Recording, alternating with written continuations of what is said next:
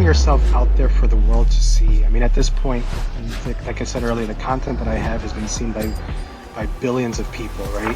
It gives me that anxiety of who's watching, what are they going to think, what are they going to say, are they going to like the content? But I'm breaking those shells. I think that's part of the journey. Just because something worked for you this way doesn't necessarily mean it's going to work for me. And that's where I love to get creative. That's where I love to start thinking outside of the box. What's the difference between him and us? Why can he make his content and get the views and do all of this when we have everything at our hands to be able to do it? The equipment, the knowledge of editing, all of those things that I do myself, that's all done by me. All the editing is done by me. I made that promise to myself that I was going to give this a real shot to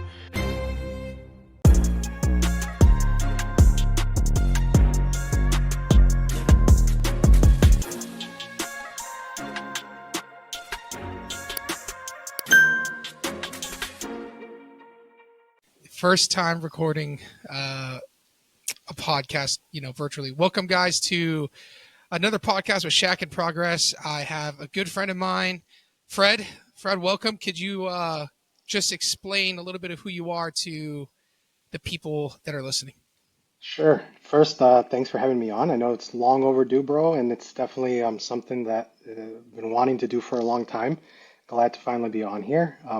But yeah, I mean, if you don't know who I am, I'm the paintbrush guy. Let's go that way. That's awesome. Socials, FPS, it's videos have gone viral online with over 1 billion views. Slowly, I think reaching 150,000 followers now, and just building, man, just trying to build this foundation of what I'm working with here. So that's little background on me. That's all. That's awesome. We'll get into a lot of that stuff. Yep.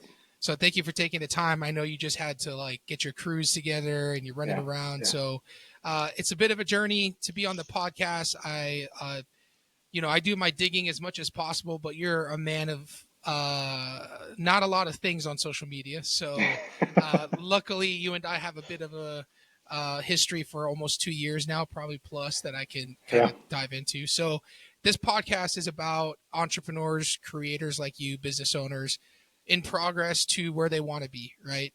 Hmm. And all of the people that I've interviewed have had different pasts and childhoods that hint to them being who they are today. So to kind of get the ground or the ball rolling, growing up, one, what was it like growing up? And two, was there any sign that you'd be a creator or even a business owner? That in fact. So growing up, I had a great childhood. My parents, they migrated here from my mom from Mexico originally, my dad from Guatemala, and they came here and they got to work. My mom, she went to school, she got her master's degree. She's been doing her thing for many years. My dad came and started his remodeling business, and he had that for over 30 years. That's originally where I started working with him. Weekends, days off of school, he would take me. And originally, it's funny because originally I remember he would take me and I would work a couple of weekends, and the payment would be like buying a PSP or new iPhone, Nice. after a couple of weekends of working or whatever it was. It was that incentive to roll, right? It definitely shaped me, both of my parents, seeing how hard they hustled and how hard they worked. It definitely shaped me into the person that I am today. Not only them, but my family, my wife, my kids, that which we can get into later on. But Right. um, that is what shaped me to be who I am right now. And did I always know that I would do some sort of content? Uh, Part of me did. A part of me did. I think I've mentioned it before that I do have somewhere on the internet. I'm not going to post it. I'm not going to say where, but on YouTube there are some videos of me, younger Fred, creating some. I did some skits with my siblings. I used to do like some Nice. directing, and I used to do a lot of paintball videos, and What? yeah, that's all on there as well, and all of that, man. That's definitely been something that it just drew me. I've always been into photography. I've always been into videography, which is Right. why, I mean, we were just talking about it now, but I've got this here. It's something that I Nice. didn't buy for this content. I've had that stuff for years and years.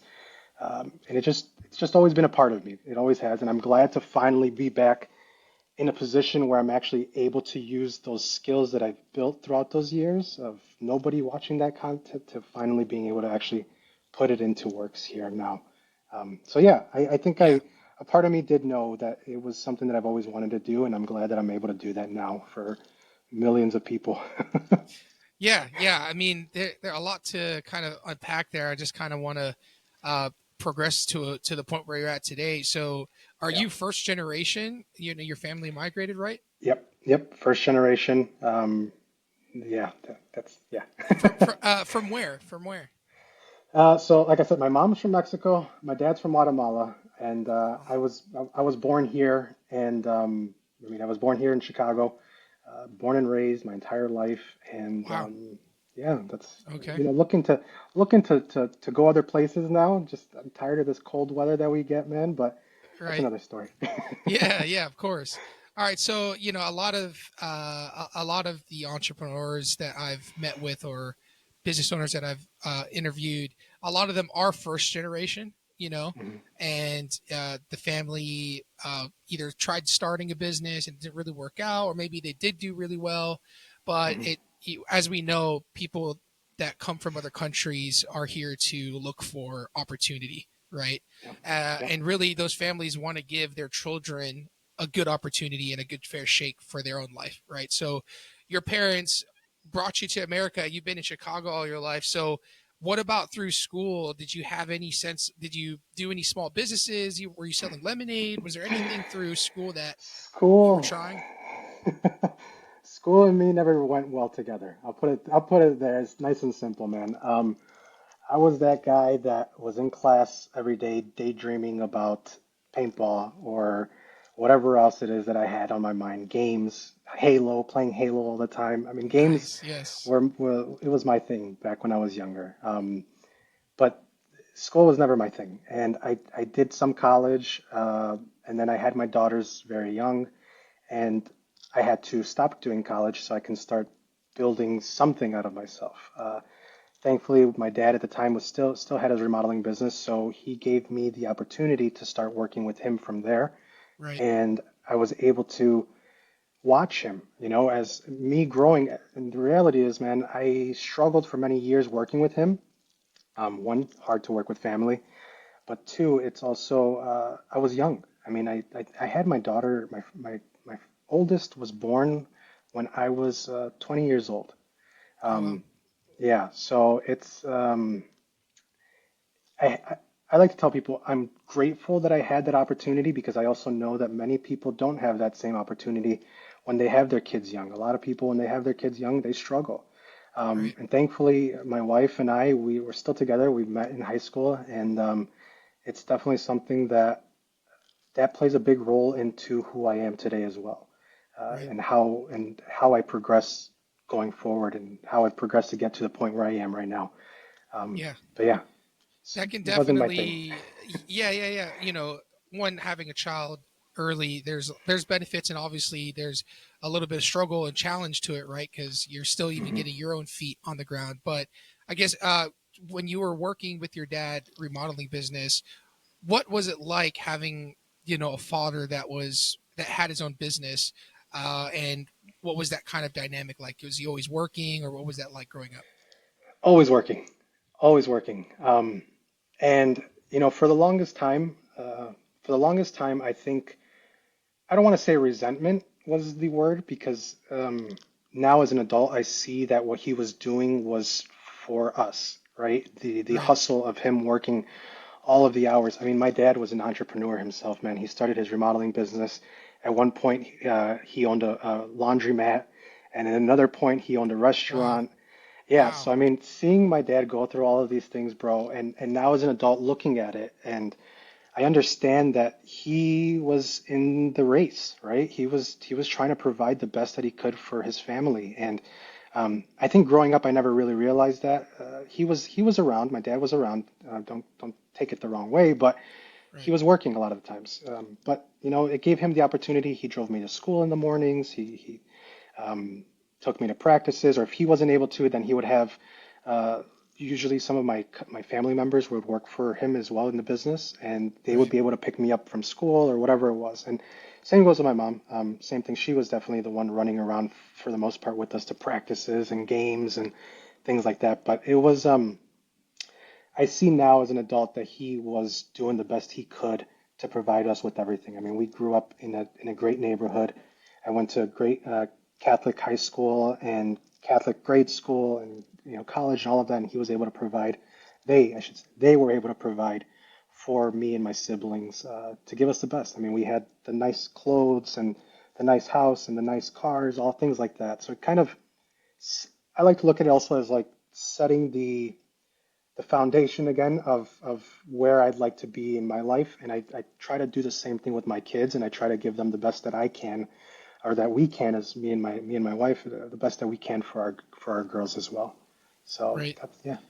Yeah. So, we hear the story all the time, kids growing up with fathers that owned a business and, it was hard to be around them and they're doing what they can to take care and support their family. What, based on growing up with that type of, family, how does that reflect your life now? Like, what are you trying to do from growing up that way? Uh, I'll put it this way: money for me has never been a focus point. My main I don't know the word that I want to say, but basically what I strive is to be there for my kids, to be there, to be at every game, to take them to school in the mornings. Well, my wife takes them to school in the mornings now, but I'm up at 5 in the morning. I get breakfast going. My wife makes the girls lunch, feed the family. I'm involved, right? And I want to be as involved as I possibly can. And um, the reality is with social media, it's hard to find that balance, and I'm trying to find that balance still to this day. It's actually a conversation Right. I had a couple of days ago with my wife. It's hard. It is very hard in this world, man, because it's not freedom. It's not all that glory that everybody makes social media seem like it is of having all this freedom and all this time. The reality is social media, I think I'm working more than I've ever had and have in my entire life right now. Yeah. Mainly because I have my phone with me all the time. You get messages, comments, emails from different partnerships or different companies or even just followers. And the way to stay active on social is to be active. It's to Right. be on there and doing that. But the biggest thing for me, man, is to be there for my kids. To have that ability to pick them up from school. Last week I went on my daughter's field trip and things like that. They're important to me. Those were some of the things that my dad struggled a little bit because I don't know if it was, I don't know. It was just he struggled a little bit doing like the field trips. My mom used to go on them all the time. She used to do the lunch rooms, like coming in to chaperone the lunchroom and things like that. My mom was Yeah. always present. She was always there for us, and I love that. And it made the world a world of a difference. But I wanted to do a little bit better, and I wanted to be more active in my kids' life. And I'll be honest with you, man. It's if it wasn't for my wife, I probably wouldn't be so great at it. Mainly because she's the one that like for that field trip, she was the one that signed up. She signed me up for it. Right. And for the longest time, I was like, oh, do I really have to go? I want to go, but it's just something about it that just like almost like an anxiety kind of thing. And it's Yeah. just hard for me to go. But every time I go, I enjoy it so much, and I love going to and being there for my kids. I think it makes a difference for them, especially with them Why is being it young girls. anxiety? Why do you have anxiety? You know what? I don't know. I think I do know actually. I think the biggest thing, man, is that the neighborhood that we live in it's a neighborhood where it's the majority of the people that live here, they're older. They're very set already with their careers. They're very set with their life, their home, things like that, right? And then we came in, and I think it just almost like a sense of trauma by having our kids so young that it just put that in my mind that people look at me like I'm some baby, and I have to remind myself sometimes that I'm doing really really well for how old I am, and it's something that I have to remind myself, but I'm Yeah. working through that.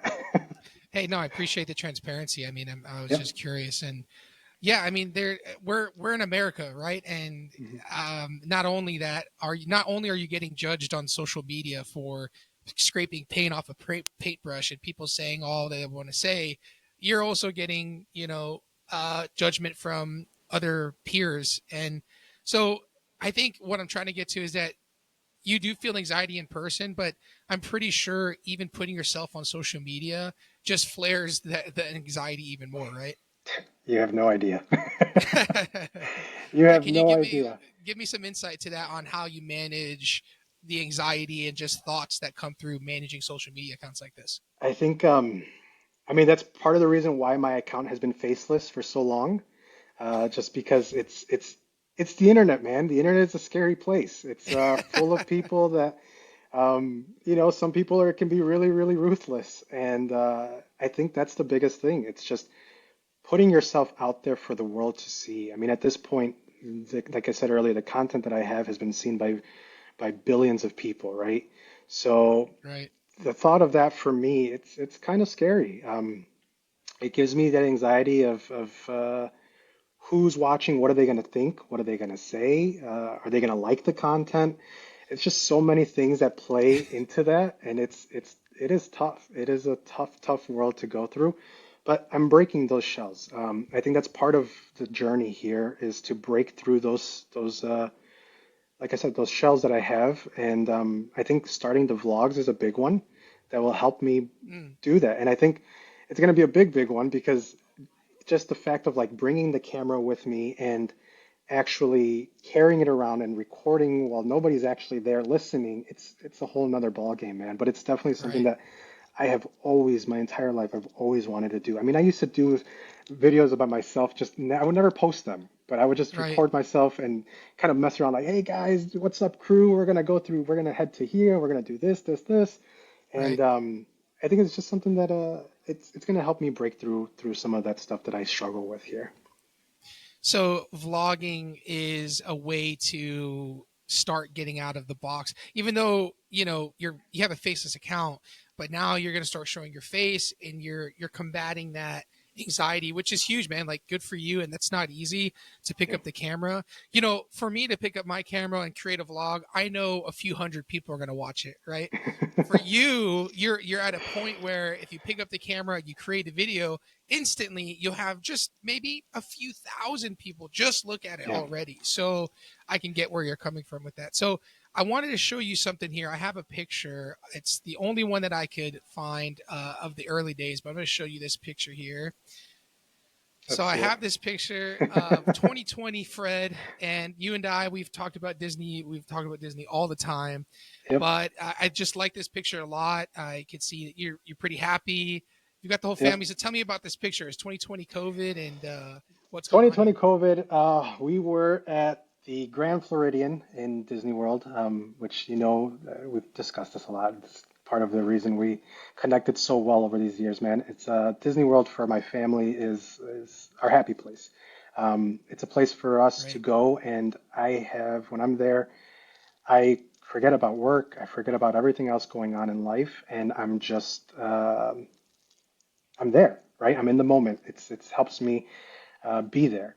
And that is why, personally, that's why I love going there so much. I think the first time we ever took our kids there, man, it was, they were younger. My youngest was, I think, 2 at the time. My oldest was oh about, wow, yeah, my oldest was, she was either 3 or 4 at the time. But seeing their faces when we were there at that young age, spending all of that money there.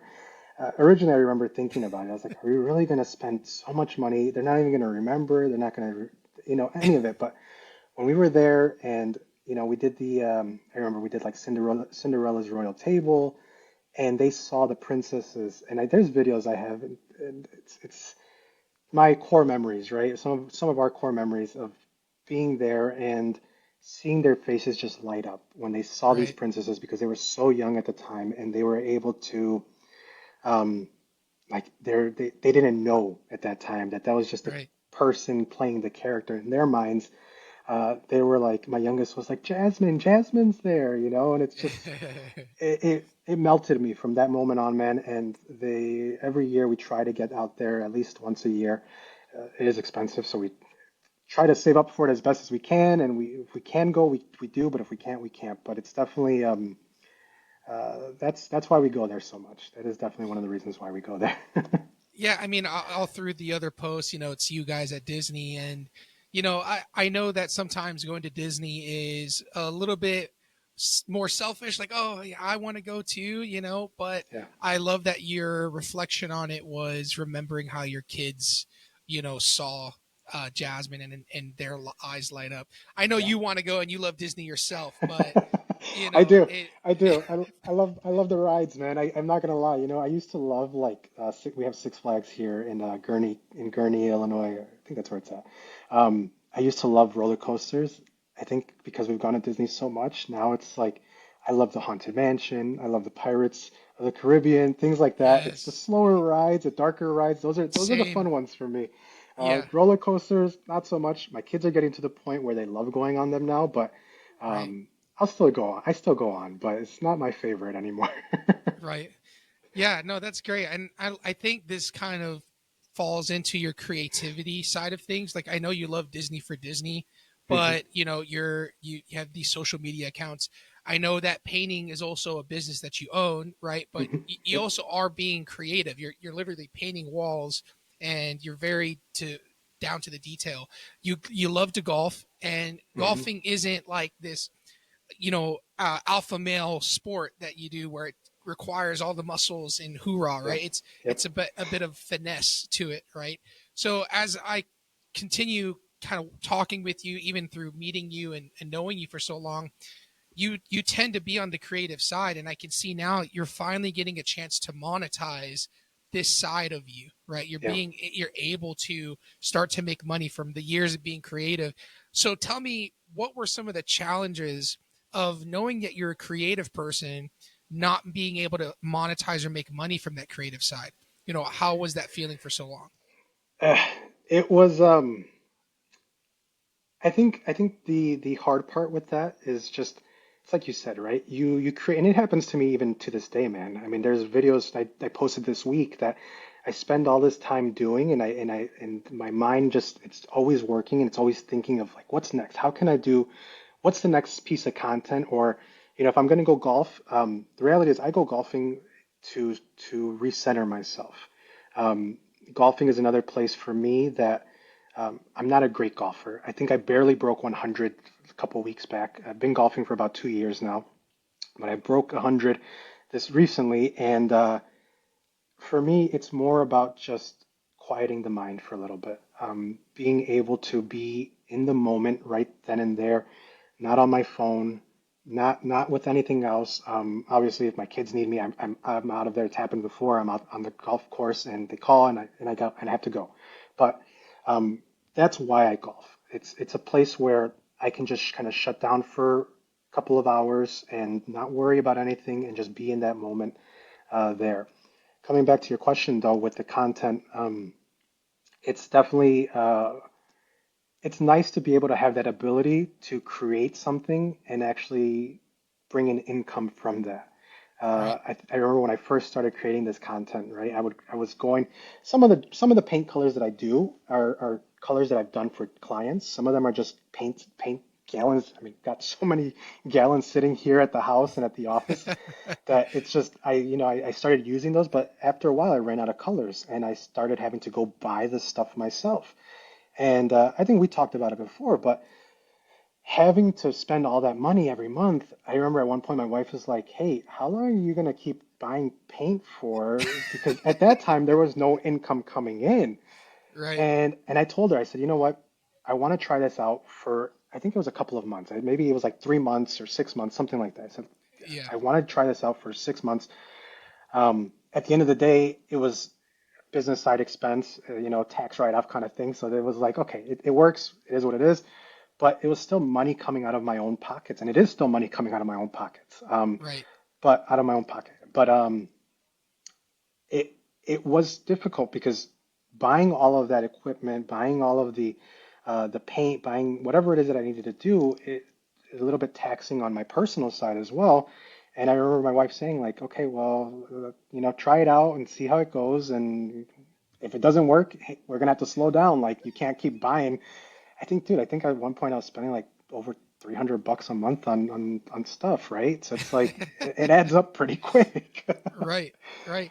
Yeah, I remember specifically, you started your TikTok. We were talking quite a bit about your TikTok through the Discord because we were trading every single day together, Yeah, which we'll get yeah, into another time. But yeah. you were posting, and you were posting. You were posting day in the life. You're posting you painting, Hmm. and it wasn't really getting much traction. You got Yep, some tastes of like hits of views over 1,000, right?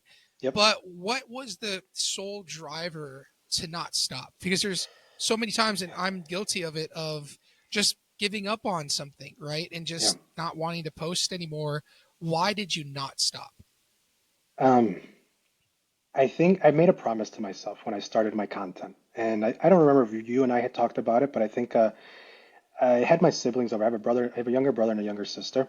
I had them over one night and we had a little bonfire and we were just kind of talking. And we know somebody that he has social media and his account is pretty big. And I was talking to them about it. And I said, look, what's the difference between him and us? Why can he make his content and get the views and do all of this when we have everything at our hands to be able to do it, the equipment, the knowledge of editing, all of those things that I do myself. I don't hire anybody. All of the videos that you see, that's all done by me. All the editing is done by me. Um, I made that promise to myself that I was going to give this a real shot to. Originally, it was to grow my business, to grow the painting business. I saw all these other content creators online, and it was really same thing. Why not me? Like, why not me being able to do what I do? I have so many clients. I'm painting these homes. I'm doing different colors all the time. Because at the time I was doing a lot of that content or a lot of the work myself. Um, but I think the biggest thing was just making that promise to myself to not give up this time. Because just like you, I'm a person that I jumped around a lot. I've always jumped around a lot with trying things. I think in my life it's my biggest defect, if you want to call it that. But it's also I've learned that it's not. I mean, I think we're here for a reason, and I find it very hard. There's a book I read, and we can talk about it in a little bit. But there's a book that I like to read, and it talks about entrepreneurs. It talks about the people that didn't that didn't and don't know what to do in their life. My entire life, man, I never knew what I wanted to do. The reality is, I still don't. I know now that this is definitely the route I want to go, right? But Right. my entire life, that has always been my struggle of what do you want to do in life? You meet so many people that they already know. Like you talk to them in high school or whatever it is. And I want to be a police officer. I want to do this. I want to do that, and they're so set on it. And I remember growing up, and I was just thinking always, it's like how. How do you know that when this world is so large, so many different opportunities, so many different jobs, how do you know that that's what you want to do for the rest of your life? And Right. I think that always stuck with me, man. I think I remember early on when we first got married to my wife, when I first got married with my wife, it was like she would ask me too. It's like, well, okay, well, what do you want to do? And I'm like, I don't know. I hate to say it, but I didn't know. And I kind of got forced into the direction of this business because of my kids being born so young, with me being so young. Um, I remember I have an uncle that told me the job that he does, he doesn't love it. He never loved it, but at the time it paid his bills, and eventually he'd learned to love it. So I Right. always kept that in the back of my mind. I don't know why, it just stuck with me. And for the painting business, it stuck with me. And I said, you know what? Originally, I didn't love it, and then I started doing the work myself again during COVID, and I started doing a lot of property, like work for property management companies. I started doing a lot of work for realtors, all of that stuff, right? And I, at that time, COVID hit, and business was struggling. I was struggling to keep the guys busy. I unfortunately had to let a lot of them go. Um, and I said, you know what? I'm going to start doing the work myself. And empty units, I'll go in, do the work, and I started to enjoy doing it. It gave me freedom. It gave me the ability to work my schedule the way I wanted it to a certain degree. And I guess in a way it was the creativity, right? And me, I think what I love is the interaction with people, interacting with people like this. I think that's why it's so hard for me to have a faceless channel because people don't know Fred. As weird as it Right. sounds, they don't know Right. who I am, and I think that's why it's hard for me to vlog because I'm not talking to somebody. I'm not having a conversation. And when I have a conversation, I think that's the reason why I've stayed in business for so long, is that I'm able to connect with my clients. I'm able to have that and grow and be able to tell them my story, how I started and what I'm doing, all those kinds of things. So um, Right. I've learned to love it. I've learned to love the business. Now I'm not painting so much on my own, but Right. it definitely has brought me to where I am right now, man. Yeah, I know we were talking that there's a bit of a fork in the road for yourself, right? You've got Yeah. Fred's painting services, and then you have content creation, Mhm. and there's many beliefs around you need to niche down and stick to one thing until it blows up to be this big whole, company for yourself. And some people believe it's okay to do a lot of little things, and that's what I do. I do a lot of things, but a lot of little things. Yeah. you know what do you see yourself doing in the next, let's call it, 8 to 12 months? It feels like that there is a breaking point between social media, it's growing fast, and then also the painting company. So where do you see yourself going? Um, that's where you're right. I'm stuck right now between deciding what I'd like to do. Again, going back to like the whole Disney World thing, right? Florida, that has always, and we've talked, I know you and I have talked about this in the past, Yeah, but yeah. uh, it's always been on my mind to move out there. Just the weather, just the feeling. Um, what's kept me here in the city is one, my kids, obviously, school, friends, all of that. But um, the reality is just I've built this business here. And originally, before social media started, I was stuck in a way, right? Stuck here because if I move, I got to start all over, and it's a whole another nightmare. Um, I see myself in 8 to 12 months. Let's put it in a year. I'm not sure. It's tough because again it's so hard for me to say that I'm gonna just move away from the painting business and just full-time social media. But the reality is, it's like I was telling you earlier, it's very hard to have that balance right now with social media and business and then family and trying to balance all of that. The reality is social media has been taking up, I want to say 75% of my time lately and not giving me Right. much time on the business side of things where I'm actually for the first time really in a very, very long time, I'm actually slipping on getting back to my clients and estimates and things like that, right? It's just struggling to find that balance there. And it's in my mind. The reality is, dude, is that my mind never shuts off anymore. I go to bed and I'm thinking about the next content, the notes, the next post, or how I'm going to put the caption, or what I have to like invoicing my clients for work that I did Oh, a week ago, or whatever it is, right? It's things that I never really slipped on before. I was very on top of that. It's becoming a little bit harder for me to manage, and I'm getting to the point where I think I have to make a decision on either maybe hiring some help to help me with the business side of things, or eventually just saying, hey, you know what? Social media is going so well that I'm just going to continue with that route and just go 100% all in. But the reality is that the business is kind of like a safety net for me, right? Having that there, having that income coming in from there, that's what's provided for me and my family for so many years. So for me to say I'm going to close up shop, I don't think that's going to happen anytime soon.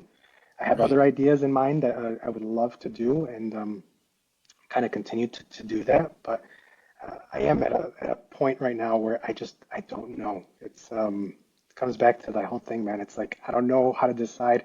I've never been able to decide what I want to do full time, and I know Yeah. social media, the content is definitely something, but it's a tough choice right now for me. Yeah, I appreciate you kind of sharing the insights. It's a real, there are plenty of people, thousands of people that are in your position where something, there's two things. There's a fork in the road, and they're feeling pressure from both sides, and both have benefits to them, and both have challenges. Yeah, And maybe you can somehow make both work, but it's just, it's interesting to hear in your perspective as a very successful content creator, right? Managing all of that and a business and being a father and being a husband. and then also trying to have your time to go golf, right? Like Yeah. it's a crazy life to have, but props to you. You're still here and you're still moving forward, right? That's kind of what matters at the end Yeah. of the day. Yeah. So just to Thank you. kind of move us towards the direction, I know there's a bit of a gap. I usually like to think about growing up. So you went through high school. You didn't like Mhm. school. I didn't like school.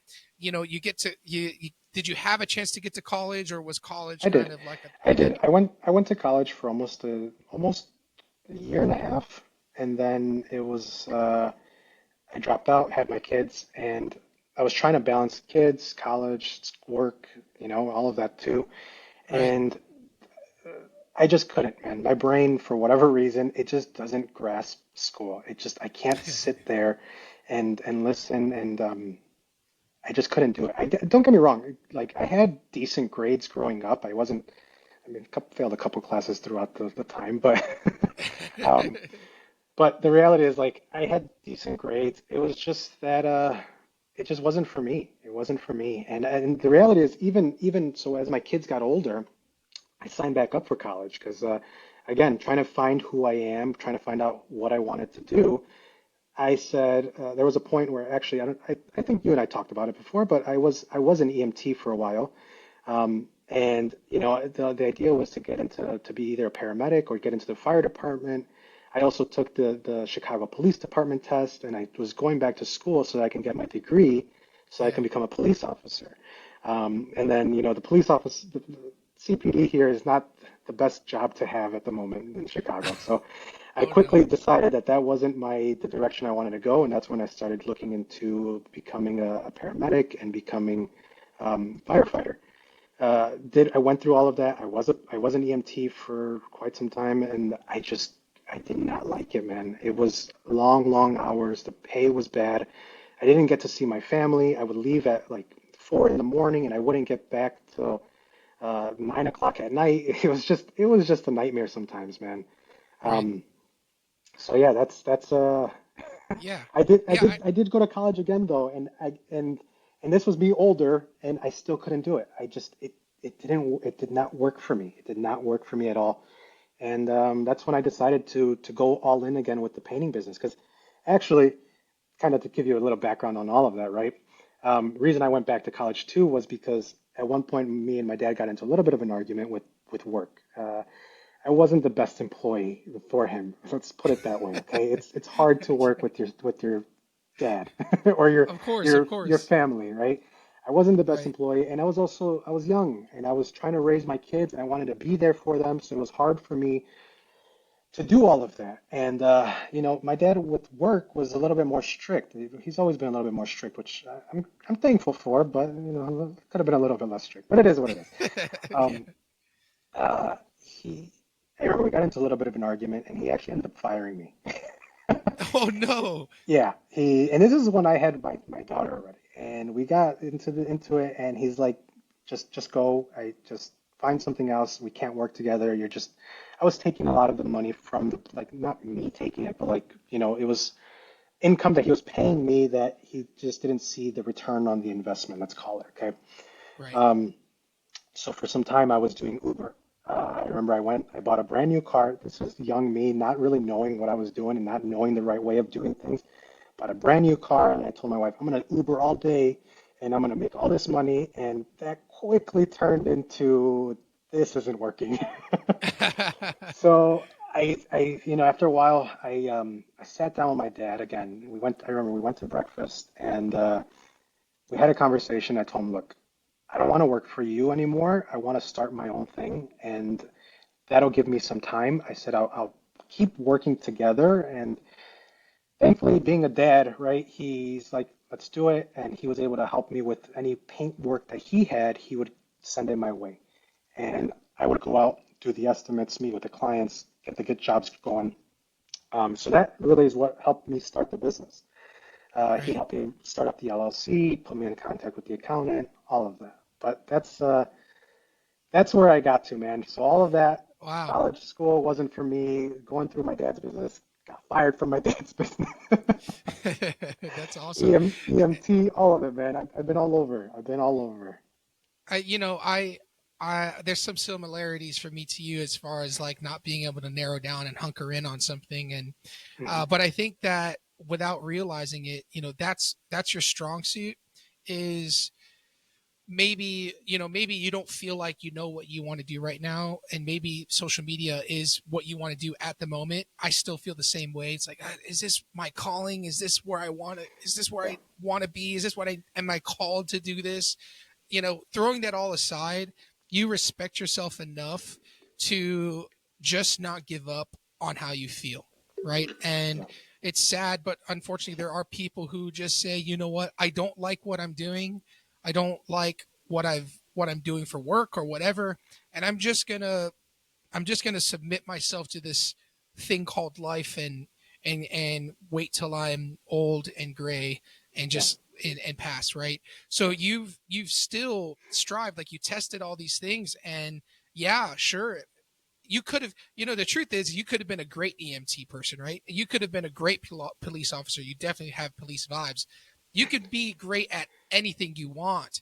It's just that you want to have the feeling of the calling or purpose within what you're doing, and I totally respect that. So, and I'm hoping that social media, this blooms into that for you.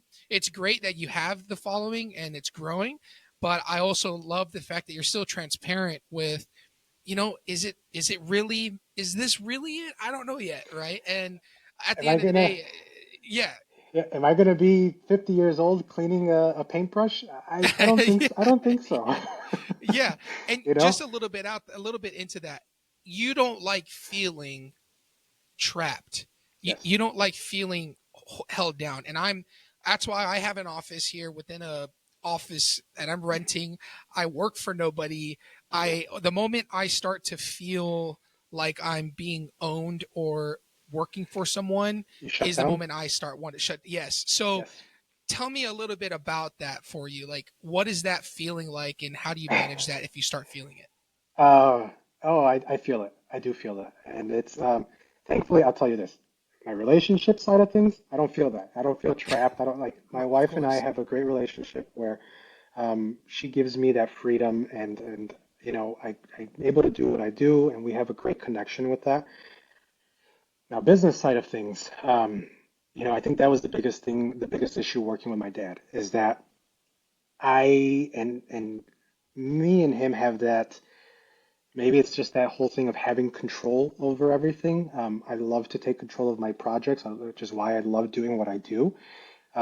But the moment that I feel like somebody's telling me what to do is the moment that I'm like, okay, I'm gonna take a step back now. And I don't, and now just because you told me I have to do it, now I'm not gonna do it, or I don't want to do it. I'm Yeah. gonna do it on my terms. And that I don't know if that's a good thing, but that is the way that unfortunately that my brain works. It's the moment that somebody tells me this is the way you do this, it's like, okay, no, it's there's so many different outlets, there's so many different ways of doing things. Just because something worked for you this way doesn't necessarily mean it's going to work for me. And that's Yeah. where I love to get creative. That's where I love to start thinking outside of the box. For the longest time, um, when I would write my estimates to my clients, I would have my dad's mentality. You have to do this. You got to write it up this way. It's got to be this. And it took me time to finally learn that I am my own person. And thankfully, I'll be honest with you, man, if it wasn't for my wife, I think I might have still struggled with that. She's really the one that's helped me break out of that and understand that my parents, they love me, they want the best for me, but at one point or another, I have to realize that I am my own person and I'm going to do uh, what I think is going to be best, right? I'm going to write up my estimates the way I want to write them, or I'm going to deal with my clients the way I want to do. I remember my dad used to tell me like, you have to wear this to work so people can respect you, and you do this. And you know what? Now, don't get me wrong, like I don't go as a bum, right? But like, Right. I it is what it is. Like this is me. You see my reviews online, you see the work that we've done, and that's it is what it is. Yeah. And that kind of goes for all aspects of life. The moment that I kind of start feeling that pressure from somebody or something, I take a step back and then I kind of try to recenter, refocus on, okay, is this the best way of doing whatever it is, or can I go another route, or can I go this way? Just to kind of fight the current. I don't like going with the current. Let's put it that way. I'm totally with you on that, and I don't want to forget my second question, but the one thing I want to say is that entrepreneurs, creators, business owners, whatever you want to call it. I hate Mhm. entrepreneur the word, but where we go against the grain, and it's just the way it is. It's like Yeah. instilled in us. But the one thing I want to ask is, how does this translate to being a father? Right? You don't like feeling like you're holding being held down, and so then, how is your, being a father translate that to your children? Like, are you trying to not hold them down? Like, talk to me a little bit about that. That's hard. It's hard, man. I think because at the end of the day, there's still parts of me that still have that built in, right? From childhood. The control from my parents, that kind of stuff like that. Um, there were things in my life that I made changes from when I was very young that I would never do to my kids and treat them specific ways, things like that, right? Uh, I do my best. I'm not gonna lie. There's days where I break and I'm yelling at my kids, and it's one of the things. It's the hardest thing that I struggle with is keeping my temper down with them. And people don't see that side of me, right? It's. I'll be open with you here, man. But I don't like to think that I'm horrible, but I know that Of there's course not. days. Yeah. My youngest, she pushes my buttons sometimes. Both of them, really, it's both of them. But as they get older, they're starting to like test the limits a little bit more, and Right. it's hard to find that control sometimes. And again, my wife is the one that she keeps me centered and really helps me to um, not lose it. Yeah. It's hard though. I think that's one of my biggest struggles, which is one of the things that I'm learning as a human. I'm learning to try to do better and be better. But yeah, Yeah. that's where I'm at with Hey, that. I appreciate you being honest, and I only ask these questions because I genuinely am curious. It's not like I'm trying to dig into things. No, no, no, I know. I I ask these questions with everybody, but I don't have children, and I'm pretty sure that if I did, now I'd probably be a lot better. But a few years ago, if I had children, I probably would be what I don't want to be, right? Of how I grew up. And it's Yeah, it's just a fact that, people who come from childhoods that were a little bit rough, they end up, doing the things that happen to them. And yeah. not to kind of go far into that, but I just wanted to ask that question because I was curious about the creativity side and not feeling like you're held down and how that Mhm. translates to your children. And but I appreciate you being honest about it and being open.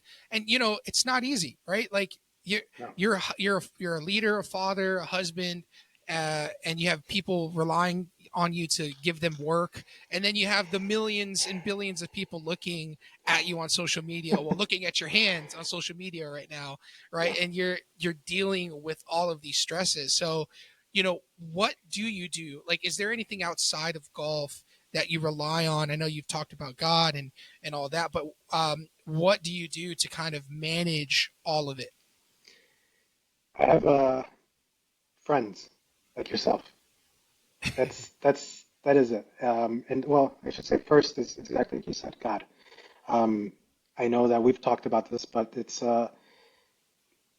growing up Catholic grade school, Catholic high school, family being religious. I'm not going to say they were like super religious. We weren't at church every single Sunday, but I was at church because of school every week.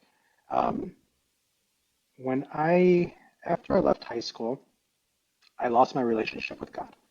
And for a very, very long time, probably up until about well, when we started trading, right? I think it's what triggered it all. I didn't start with God. I started with meditation. I started with spirituality, and little by little, one way or another, I found my way back to God. God called me back, and I don't know if I ever told you this story, man, but it was I remember it very, very clearly. Work was very slow, and I had like I was either negative in my bank account or I had probably not even $100 in my bank account. And with kids, it's not the way you want to be, right? You know, they've got activities, they need food, they need whatever it is that we needed to do. And um, I had a little bit of a breakdown, and I remember I was in the shower, which is usually where I talk with God. It's my quiet spot, right? It's just me and my thoughts, and I like to think of it as like truly it's just me. Like as I came into Right. this world naked, it's me. Right. Yeah. Um, I was in the shower and I was just broken. It's lack of better term. I was broken, and I was in there and I I was talking with God, and I just said, I kind of put it in his hands, and I said, God, um, I don't want to worry anymore. I don't want to have stress anymore. I don't want to fear anymore. I know that I'm where I'm supposed to be, even if it's at the lowest point of my life right now. I knew that that's where exactly where I needed to be, and I told him, I'm placing all of that into your hands. And I kid you not, man. From that moment that I said that, all of this weight that I had on me, gone. Wow. Gone. Like nothing left on me. I left that shower feeling new. Um, Wow. and After that, shortly after that, is actually when everything took off. That's actually when like social media, all of these things, right? Actually that wasn't true. That was a little bit before. That was a little bit before that, but it was like finding that and finding that connection with God again, man. It's really what started. But from there, things started taking off with everything, with business side of things. Little by little, I started doing the social media, and it just kind of all started to come together, man. And I think one of the biggest things that I ask almost daily is to put me in contact with the people that I need to meet in my life, and to remove those that no longer either not serve me but no longer see the same vision that I have with God or with anything else. Um, Right. but that's what helps me stay like locked in. That is, and then running. For me, another thing is just running. I try to do a run every single day. It helps me clear the mind and it helps me stay locked in. That was another one that I used to love doing as a kid, and I stopped doing it, and now just I'm back to it. I've been back to it for quite some time, ever since we started doing all the day trading and all of that, man. That's cool. I love that, man. Thank you for being open and sharing some of Yeah. that. It's powerful, and I love those stories because I can reflect on it. I'm pretty sure there are many listeners that can reflect on moments like what you had. And one question I want to ask you through all of this is, you're searching for peace, and I've searched for peace majority of my life, and Hmm. people call it inner peace or whatever you want to call it, right? And some interviews I've had, I ask them, what is success to you? And they say, I just don't want to worry anymore. I just, but that also is tied to money, right? Yes. When we associate worry, we associate it to the amount of money in the bank account, right? Hmm. But what I'm learning in my own life is like money shouldn't even have to count as worry in my mind, right? And I would just want to give that to you. Like, how does that work for you? Is all your stress and worry just come down to the dollar? Or I know that you may not stress as much now, but during that time, was it coming Still do. down to just yeah? Well, that, did it come down just to a dollar amount for the worry that you're feeling? No, no, no, never, never. Like I told you earlier, money for me, like, unfortunately, money makes life better, right? Whereas as you don't have to worry about food, you don't have to worry about paying your mortgage or your rent or whatever it is. But um, for me, man, it's my daily prayer is to protect my family and all of those that I love, and to for God to show me to love others the way that He does. And I don't just say this because I'm on here with you. That's my, Yeah, I'm giving you my personal moments, man. These are the things that I pray for every day, to protect all of those that I love and to show me the way that He wants me to go. yeah, I think I don't want. I don't know if it sounds like I don't know how to put it, but I think my entire life, man, I've always felt like God chose me for something. Um, it's when I was younger, when I was born, I was a little bit sick. I don't remember if it was my kidneys or something like that, but my godmother, I love her so much because of it. There's a place I don't, and I'm not too familiar because I don't really go to Mexico that much, and other than like Cancun.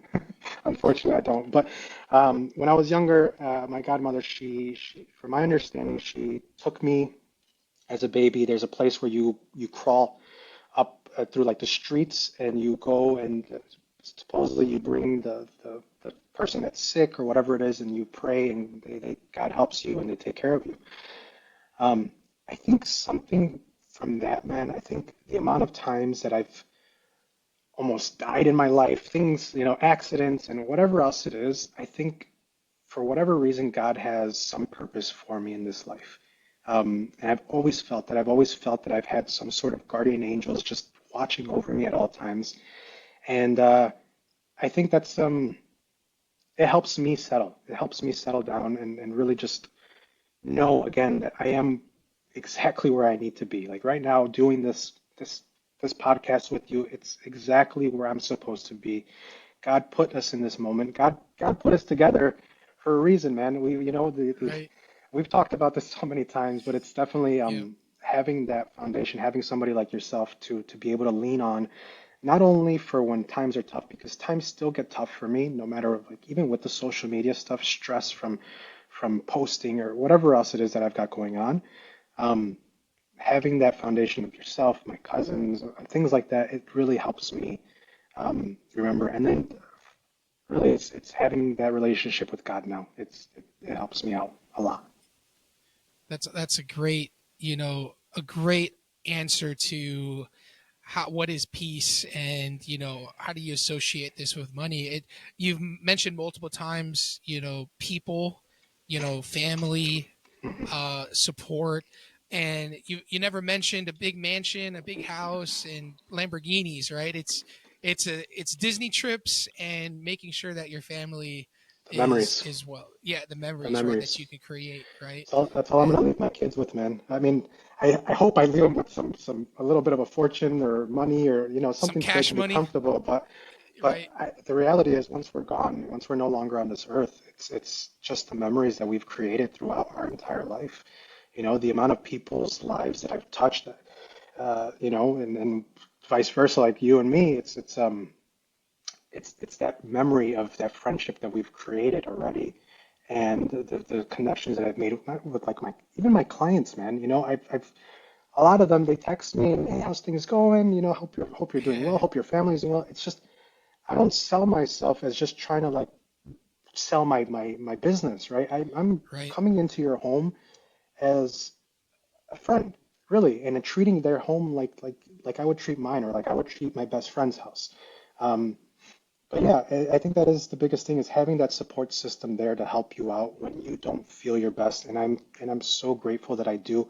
I'll be honest, man. I've had to let go of a lot of friends that they weren't there. They weren't there for me. And being, um, I think one of the I don't know off topic a little bit, but I think one of the times that we've talked was I was struggling.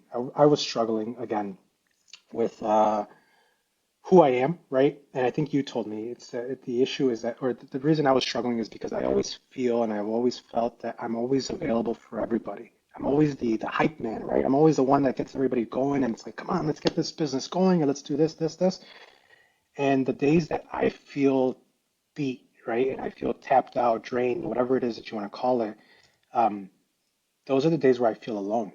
And we've talked about it, and there was, I think you told me the hard part is because we're leaders. We're not the followers. And unfortunately for the leaders, a lot of the time there isn't um, people regularly checking in on you or giving you that push to keep moving forward. A lot of the times it comes down to you, what you have inside and how strong you are inside. Um, Hmm. Dude, this past week I was burnt out. I had a lot of content that I had to do, and besides the content, the business side of things, and then finding that balance for my family. Um, I got burnt out for the first time ever, I think, with like the social media side of things, and I saw that and I felt that it's to the point where I didn't even want to create the videos. And Right. I think now I'll be honest, I prayed a lot. I was praying every day, all the time. Like I've been praying a lot. And I'm finally feeling back to myself again, where I'm feeling that creativity again, and I know again that I am exactly where I need to be, and nothing's gonna stop me. If the views don't come in, it's not gonna stop me. I'm gonna keep pushing harder. I'm gonna keep thinking outside the box, and just Right. keep going at it every single day. And again, having the relationship with God, my wife, my parents, my siblings, you, my support system that I've built up, man, that's what keeps me going. My kids, they are what keep me going every single day. That's So awesome. that's how I fight that, man. And I pray and I ask God to give me the sword and the shield to fight back and keep going every single day, man. Yeah, That's what it that's is. powerful. I love that, man. And we all face the burnout, and I'm very guilty of it. Like work, you feel burnout, you try to catch up again, and then find that balance, and then we find ourselves at burnout again. And what I've learned in my own life, like growing into this world, is burnout is for me a thing I'm chasing after. Like I'm going after something that I don't know what I'm after, and then I end up burning out, and then I have to reset. And I'm trying to realize before burnout, right? I'm trying to get to a place where I don't burn out anymore. Yeah, I think burnout isn't something that is caused by anything else but ourselves, right? yeah. And there's a reason why we burn out, and that's what I'm kind of figuring out for myself. So, do you know what that burnout is for you? I know you're working hard, but The, the why do you burn out? the burnout for me, man, is because it's never enough, unfortunately. That's and you know this, like the thing with me is that I set my mind to things, right? Like school, I was never good at it. I tried. I tried so hard to be really good at it, and I just couldn't do it. The moment I set my mind on something, it's Fred's all in, right? The day Right, trading is a perfect example. You and I, we day traded every single morning for how long? And right, I had that mindset, dude, that I was gonna do it until I got it. And the reality is, we did. Like we learned. I'm not perfect. We're not perfect at it, but we've gotten payouts. We've all of that, right? And right, for me, after getting the payout and after doing that and after learning and understanding the way that that works, it was okay, what's next? Like, what's the next level up? And the right, same goes with the social media, right? The same thing goes with the social media for me. It's I started the social media account to get the views, to get the following, and I did it. Over 1 billion views, over 150,000 subscribers, and in my mind, it's still like, okay, how can I recreate this? What's next? What's going to be the next big thing for me? What do I need to do that again? And I think that's where it's tough because again, it's just never enough. And the same thing goes, it's something that I'm trying. That's actually one of the things I'm learning this year. I've been working on this year, I should say, is learning how to be. I think I've been doing pretty good at it even years prior, but just being grateful for all of it. Like you said, money isn't everything, but unfortunately, again, it is part of this world that we do need to have to live okay. Um, but learning that learning how to be grateful for what I've done already and seeing everything that I've done. The reality is, bro, is that even with a billion views, it doesn't seem like a lot to me. Like I look at it and it's like, okay, cool. Uh, Last week I actually was chatting with ChatGPT about it, and it was talking about it, and I was like, hey, I have over a billion views. Is this something that's like normal? Is this common? Like, is it cool? Like, what is it? And to come to realize that it's like only like 3% of content creators ever get that many views. And jeez, in my mind, it's just not enough still. Like I don't realize that that is not something that's normal, something that truly has changed my life already. Um, so learning how to be grateful, I think, is one of the most important things that I've really been working on uh, to to to be content.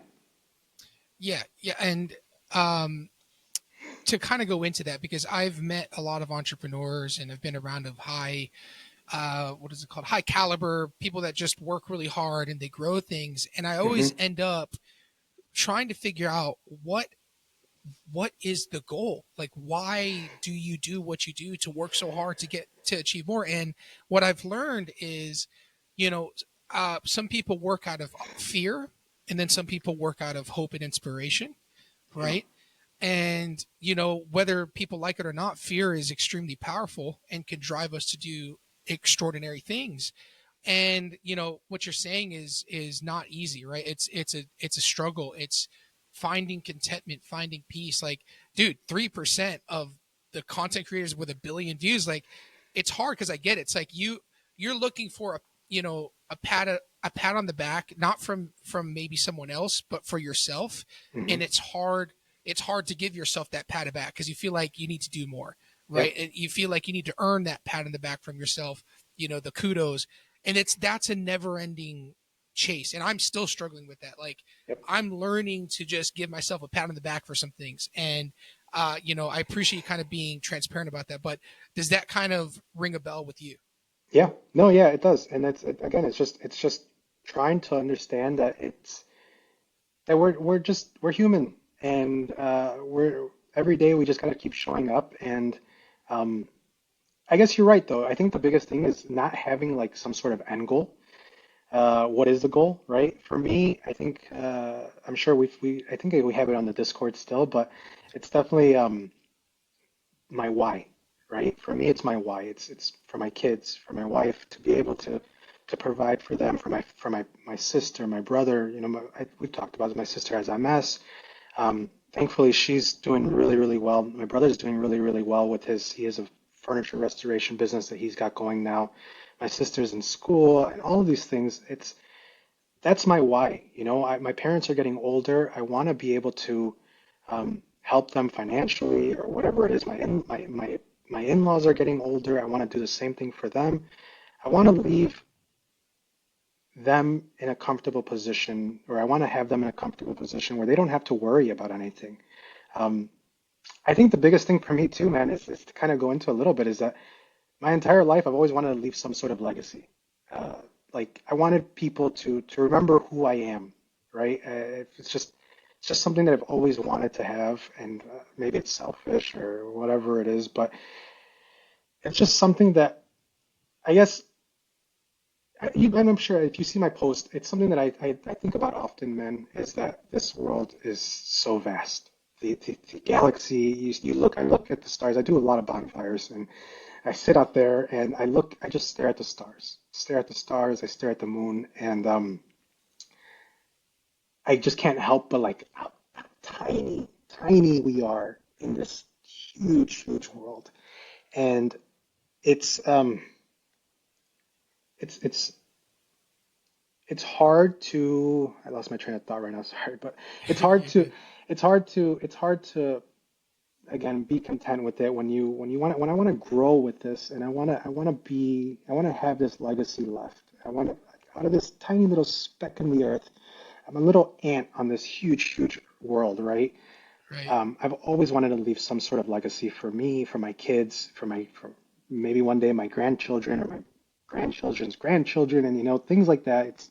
I want them to know this is where it started. This is what my dad did, or my grandpa did, or my great grandpa, whatever it is. I want to be remembered. And unfortunately, time goes on, and yeah, maybe one generation remembers, the next one remembers, but as time goes on, we are all forgotten at one point or another.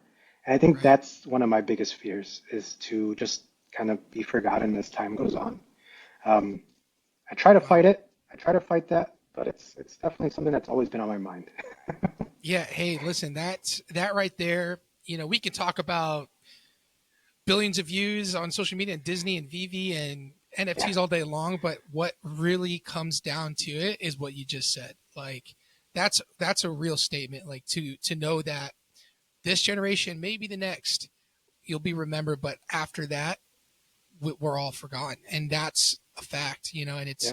it is pretty sobering to listen to. You know, it kind of resets the tone for everything. Like, why worry about anything? Because, Yeah. like, you We- know, we are a That's small it. little speck in the world, and then also we are going to be forgotten, and all the debts or maybe bankruptcies that we may face in life, or, Hmm. you know, like, all of that kind of will go away. So yeah, I appreciate you kind of sharing that thought. I think that a lot of people can find maybe it is scary. It does feel scary, but it also is a sense of like sobering, maybe peace, or Yeah. can bring some pressure off of people to know that, listen, guys, like you're going to forget me.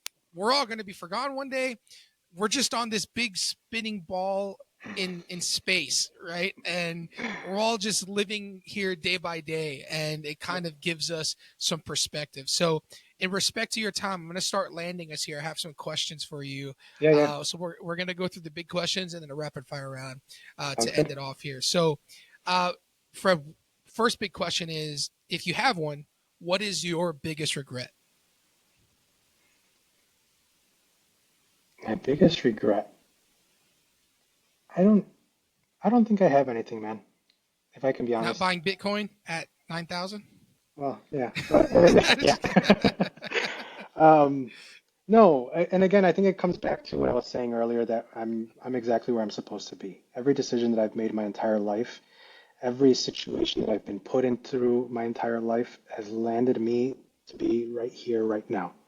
Um, so I don't think I have a regret, to be honest with you. I really don't. I love it. That's dude. Not many people can say that. So that's awesome. That's really awesome. Um, Along the lines of what we were just talking about, how would you like to be remembered? More than just my hands. You're right. Yeah. More than just my hands, man. I think at this point, look, I'm like the brush scraping guy, right? So it's like whether I like it or not, I've left a legacy. I've left my digital footprint already, and again, being able to say that I have over 1 billion views on my content, I think that's something that's worth remembering one day. I know my kids, maybe they're embarrassed by it now because they're getting older and like now their friends know about it at school and things like that. But I think it's I just want, again, I want my family to be proud of me. And that's all, man. I want to be proud of myself too, and finally feel um, that sense of relief that I did it, and be happy with what I've done so far. So yeah, That's awesome, man. And for whatever it's worth, I know you could take it, but you should be proud of yourself. I think you've done an amazing job with the life that you've been given, and things aren't perfect all the time, I'm sure, but keep look your picture of your family's here at Disney. Your kids are yeah, smiling. You got a roof over your head. They've yeah, got food in their bellies, so you're doing a great job. yeah. Thank you. Um, where do you see yourself in 5 years? Truly, I'd love to keep doing this social media, man. I would love to keep rolling with this. If I can do in 5 years, my oldest will be, let me think, almost out of high school. She will be almost out of high school. My youngest will still be in high school. Um, Perfect world, man. If it wasn't an issue with my kids, it'd be Florida. And really, I would love to start doing these vlogs. No, I mean, I don't think I want to do daily vlogs because if I'm burnt Nah. out doing this stuff, I think daily vlogs Yeah. is a whole nother thing. But I would love Right. to do content like that. I would love to keep partnering with these companies that I've done. I've had a bunch of partnerships already, and they kind of keep coming in more and more. I would love to keep that rolling, man, and be able to. Uh, I don't want to say worry because I don't worry anymore, right? I shouldn't say that, but I try not to worry as much as I can. I try to remember just to Right. focus on God and just keep it's okay where I'm at where I'm supposed to be at. But I would love to be at that point where maybe social media content creation has really become more of a full-time job, and um, yeah, I think that'd be able to spend my days with my wife. Maybe she can stop working and be able to just, again, the biggest thing with us was that we always spent all of our time together when we were dating. And some people say it's kind of weird, right, to have so much time together, but it's what made us us. It's being able to be together all the time and enjoy that time together. Um, I would love to have that. I'd love to have that back and have be able to be home together and me create content and have my kids and all of that. So yeah, I hope that for you, and I like that it's again geared around your family and your wife, and um, I think that's going to happen for you 100%. I hope so. Uh, what is success to you? If you can give your terminology around success? Same thing I just said, bro. Success is me being able to provide for my family, giving them everything that they need to succeed in life, and setting that up not just for them, but hopefully for my grandkids, being able to take care of my parents, my in-laws as they get older. And I think something that we've talked about in the past was being able to actually give back to people that are less fortunate than we are. I'm not rich. I don't have millions of dollars or any of that, but um, I think at one point or another, I would really love to start being able to provide back into the community and um, maybe kids that are without food, clothes, things like that. I think something that's always been on my mind as well. Like I said, I think God gave me a purpose in this life, and every day I look for it, and I think that might be one of the reasons um, why I am, why I have what I have right now. So yeah. I agree. I love that. I love that. So to the listeners, the majority of the listeners, we have listeners out in Ethiopia and Austria, from what I saw. So, majority of this is around business creators, entrepreneurship. So what can you say? What can you leave with the listeners that are trying to build their business, build their content creation business? What advice could you leave them? Uh, I think the biggest piece of advice that I can give is to kind of going back to what we were saying earlier, don't give up. Um, and if something doesn't work for you, try something else. It's hard because in this world, people think consistency is the way to go, right? Consistency of sticking to one job your entire life, and that's the best way because you get Social Security or pension or insurance, whatever it is. But um, if it's just not something that's for you, and your heart and your soul, your body tell you that that's not for you, just keep going, keep trying and figure out what it is that you genuinely enjoy. I think that's what we're here for. I think we chose this life to find what we like, what brings us happiness. That's one of my things that I'm working on this year. Like we were saying earlier, golf is definitely a big one. Going for me as a kid, paintball was a big one as well. I'm a little bit older now, right? So I don't know if it's going to work so well. It's definitely in the books right now to get back out there and start doing some of that stuff. This year, it's for me, it's been about finding myself again, finding the things that have brought me joy, and I think that's the biggest thing is find something that makes you happy. I wake up in the mornings and I'm excited. I'm ready to go. And just like when I was doing the day trading with you, I couldn't wait for Mondays. You always hear everybody, oh, I hate Mondays. Mondays, Sunday's scary, all this. I love Mondays. I love it because, especially when we were day trading, because it was a fresh start again. And I don't know what the week is going to bring me. Um, but you just got to keep pushing forward every single day. If it brings you happiness, you got to keep going. You got to keep grinding and get creative. Get creative. That's literally the biggest thing is just think outside of the box a little bit. I'm not saying everybody's gonna go viral because I don't know who will. I don't. That's out of our hands. But the more creative you are, the more genuine you are. I think that rubs off and it shows people, and that's what's going to help you build your business and build your brand or whatever it is that you're trying to do.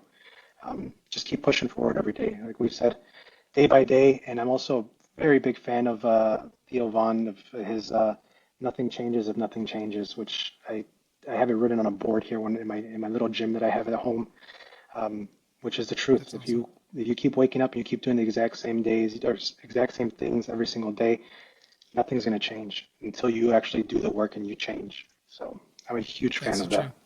Yeah. That's the truth. That's awesome. And it is pretty crazy, like perspective wise. Like Fred has gotten billions of views of him scraping paint off a paintbrush. And I say that because it's because of the creativity that and the way he thinks that gave him that opportunity. So the advice is real, guys. Like if you're in content creation, no one really knows what they want to watch until they see it. So Yeah. as long as it's PG-13, Yeah. you just do it, and you'll never know what happens. So Fred, thank you for that. We're gonna Yeah. go right into a rapid fire round of just some cool questions, and then we're gonna end it off. That's good. So don't think too much about the questions, and you just kind of choose which one.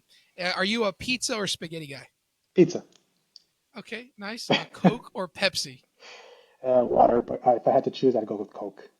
Okay, okay, you're in the water kick right now, right? Yeah, yeah. Oh, Fair I enough, always, fair enough. I always have been. Well, since I got married to my wife, I used to drink a lot of Coke when I was younger, though. But now it's Okay. water. Hey, can't beat that. Are you a walk on the beach or a early morning hike type of guy? Oh, that's tough. I really enjoy both, but if I really had to choose, I'd probably say early morning hike. Early morning hike. Okay, Yeah, I like that. I can see that. You're active. You're running. Like yeah. that's a good My thing. my wife loves the walks on the beach, which is why I've come to really enjoy them as well. But I'm more of like I love to go outside on the walks and do things like that. So yeah, yeah. Cool. I like that. If you could make $1 million once, would you do that, or would you take $15,000 a month for the rest of your life? Ooh, tough. Let's go with $1 million once. Okay. Okay. Cool.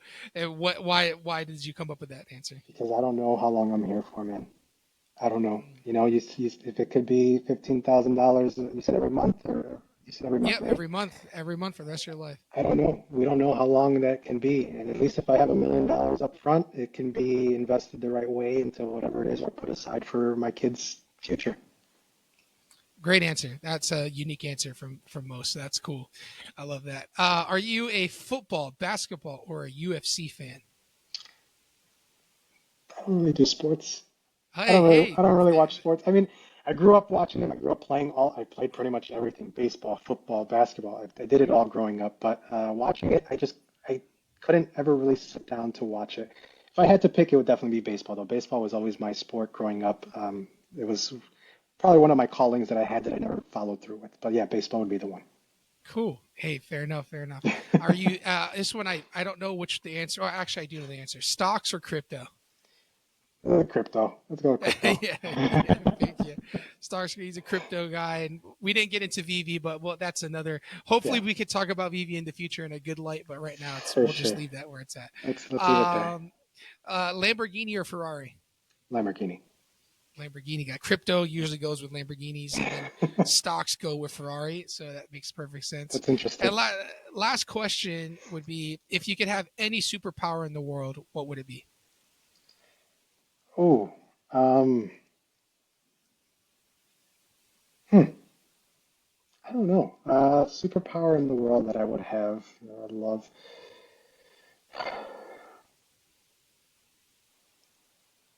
I don't know. A part of me wants to say to be able to see into the future, but a part of me is also like, that's a scary path there.